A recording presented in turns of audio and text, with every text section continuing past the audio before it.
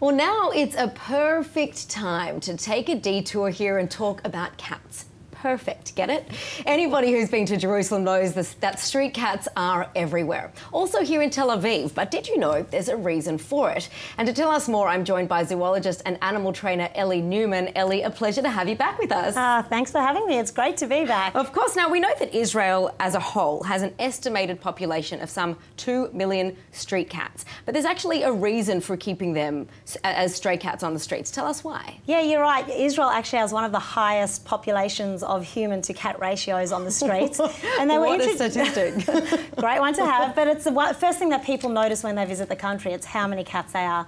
And we think that they were introduced in the 30s to keep the rats and the snakes and the mice away. And it's actually working. A lot of the municipalities and areas around the country want to keep a certain number of cats just to keep them going like this. So they have a lot of programs where they take the street cats, spay or neuter them and put them back. And you might notice them having a notch on their ear. That means they've been neutered and put back onto the streets to have their place there. And also we know that there are a lot of people that are looking to look after these cats. Yeah. They're putting food out for them and some treats for them, but there are many of them that really don't look healthy. So what are the best ways to be looking after these street cats? Well, that is a bit of a hard one. I mean, everyone knows the cat ladies of their streets. There's cat ladies everywhere that every day will come out and feed the cats. But we have to remember they are not a wild animal. They are still domesticated, and often they don't do too well on the streets. Sometimes you see them malnourished or diseases, and without that human care, human intervention, it doesn't look too good. So if people are worried about cats, contact their local council, contact their local vets, because there are programs and money in place to be able to care for these street cats. And it turns out that cats are actually really smart. And if you do have a pet cat, you can train them to do more things than we would expect. So tell us about some of these things. Absolutely. People often think that you can only train your dogs, but you can do a lot of training with cats. And cats, just like most animals, are motivated often by food or toys or play. So you need to just find what motivates your cat and really use that to train them to do any behaviours that you like, whether it's to mentally enrich them, whether it's to help them go to the vets, jump in a pet carrier, or just simple games that they love to play with you.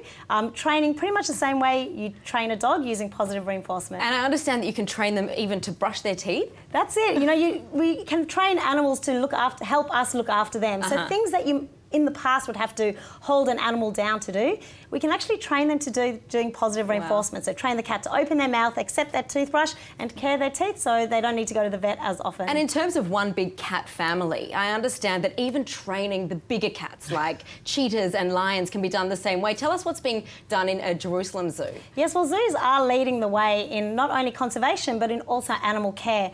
Obviously you've got a big cat like a cheetah or a lion and a tiger, and you can't force them to do something that they don't want to. So we find what motivates them. The staff here at the Jerusalem Zoo are doing a great job. They've trained their big cats to lie down, accept injections, whether it's for vaccinations, open their mouth to do health checks, and that makes the life and welfare better for these big cats, but also really helps the staff looking after them and also veterinary care. So it really is using reinforcement all the way, and you get some amazing behaviours, as you can see here. And to see that their little brothers and sisters are living on our streets and they need our care too. Thank you so much for that insight, Elly. No worries. Thanks so much. Thank you.